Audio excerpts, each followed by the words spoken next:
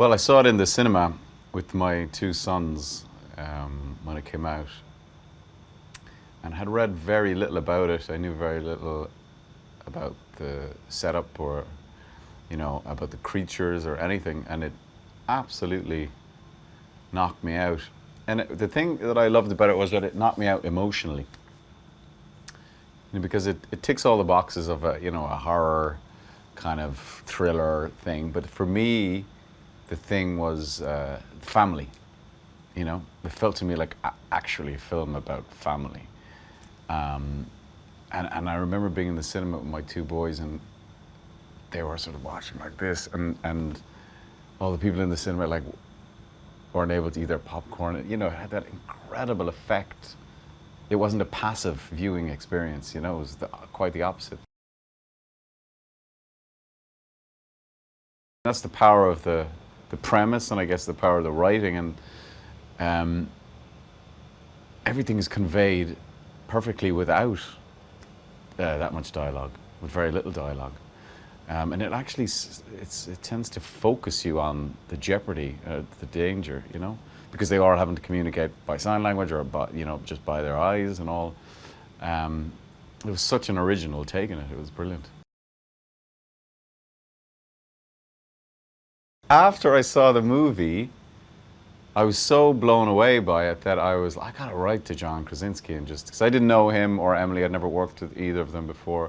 I was like a fan of their work, but I'd never seen them or met them personally. So I wrote this email just to John to say how much I enjoyed the film and how brilliant it was, and congratulating him on it. And then I chickened out, and I never sent it. I was like, don't do that. You don't need to be doing that. He's a busy man. He doesn't need to hear from some actor.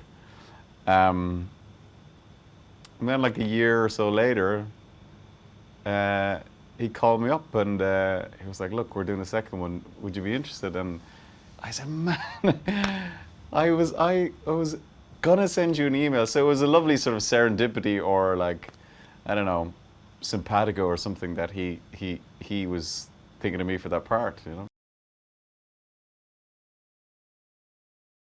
Well, I think because the first movie was so sort of intimate, and it's pretty much like one location for the most part, and it's a very, very clever way of setting up a world which was set up, but we only got to see glimpses of what had happened sort of outside of their tiny little existence. And I think in this movie he just goes slightly wider, and you can see it slightly from a wider perspective what has happened in the world. It's still a very, very, very, very small part of what has happened, and I think that is a clever way to approach a story, because you can keep moving back each time and show a bit more, and it poses a lot of questions without answering them, which I think is very clever. I've always loved working with writer-directors, first of all, because you can go straight to the source of where the story has come from, and that's the case with John. And then you add on to that the fact that he's an actor as well, so he completely understands how actors work. His notes are amazing and concise and to the point. His enthusiasm for the whole process of making a film, because he is involved at so many different levels, is infectious. So you're on set, and you just feel he's got this incredible childlike excitement and enthusiasm about the process of making films, and yeah, that's catching.